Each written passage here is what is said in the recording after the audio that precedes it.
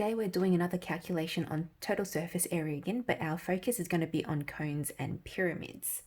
So here is the formula for calculating the total surface area of a cone.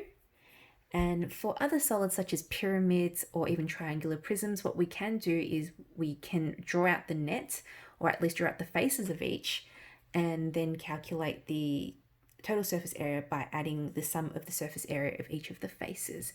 So I'll take you through how to do that right now.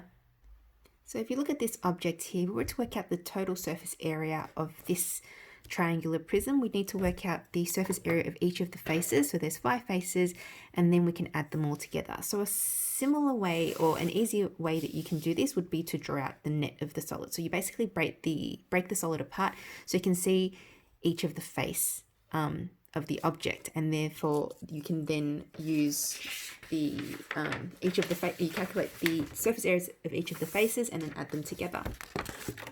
So we can see that we've got 2 triangles here, and to work out the surface area of a triangle, so the area of a triangle is half base times height. So half base times height. In this case, we have a base. This triangle has a base of 9. The base is right here, and the height, the vertical height, is 4. So the area of a triangle is actually 18.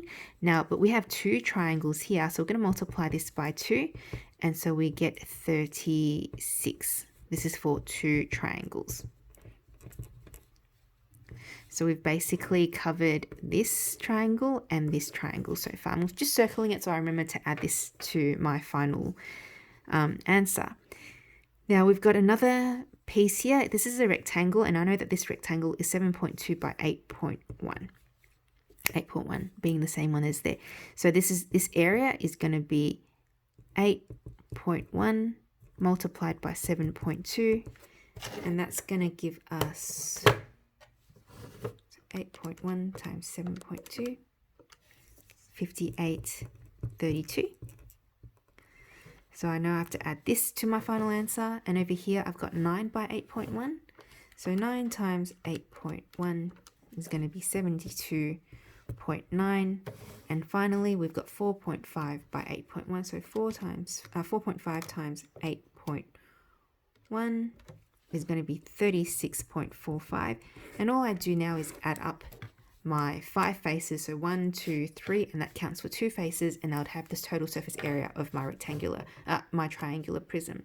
So 36 plus 58.32 plus 72.9 plus 36.45. That's going to give me 203.67 centimeter squared. That's my total surface area for this particular shape. Here we have a pyramid, and so this is a square base pyramid. So maybe we should have identified that. Square base pyramid. So we understand that with pyramids we have 4 identical triangular faces, and we also got a base, and in this case it's a square base. So there's 5 faces altogether. Now for the square base, I know it's 3 by 3. So my square base totals to 9 meters squared. Now for my triangular